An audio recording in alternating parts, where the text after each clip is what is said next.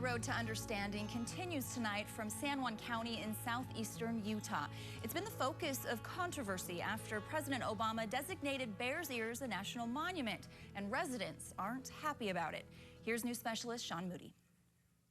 San Juan County is more than 90% public lands. Only about 8% of it is private land, like here in Monticello and in Blanding. And that's kind of a concern for people who live here. Obviously, the Bears Ears National Monument designation got a lot of attention here in Utah and across the country. A lot of people in this area want President Trump to rescind that designation. And they also wonder how all the increased attention on their county will affect their way of life. 20 miles north of Monticello. It's hard work out here. I have to pump water here every day. But rewarding. There she goes. Bruce Adams. Okay, I'll go over and get that bale of hay. Says he wouldn't have it any other way. I love it. I love the land. I love the lifestyle. He's ranched on these public lands for 17 years. We're going to go up here a couple of miles to my feed yard where I have my hospital herd. Here comes the bell. But when it comes to being a San Juan County resident, he's a lifer. My family helped settle San Juan County back in about 1879.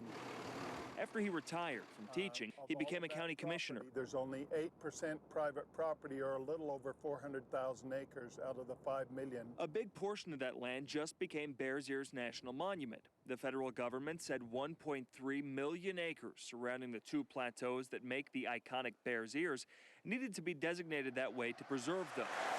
Adams and a lot of people here in the county are upset. I'm against the national monument the way it exists right at this point. Is too big, it's too massive.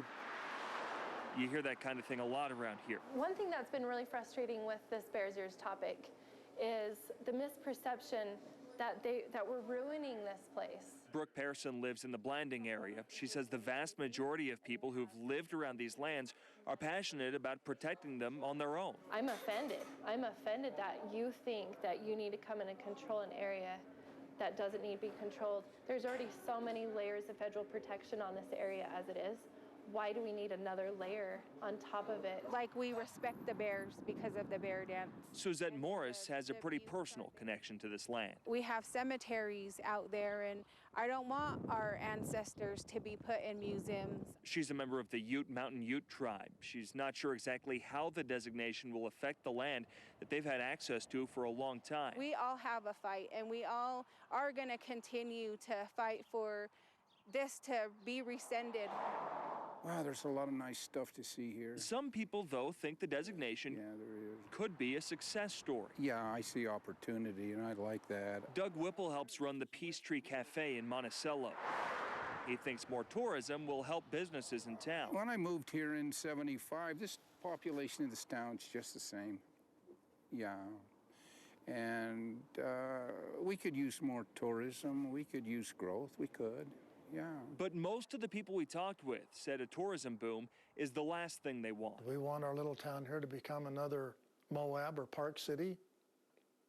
No, we don't. Jerry Murdoch runs a cabin rental business. He's concerned about all those visitors. So when they say they have to do this monument to protect the area, the increased visitation actually decreases the protection.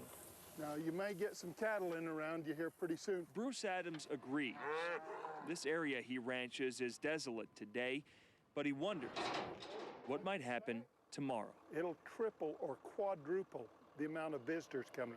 We're not ready. All right, there's nothing new being protected. It's already protected.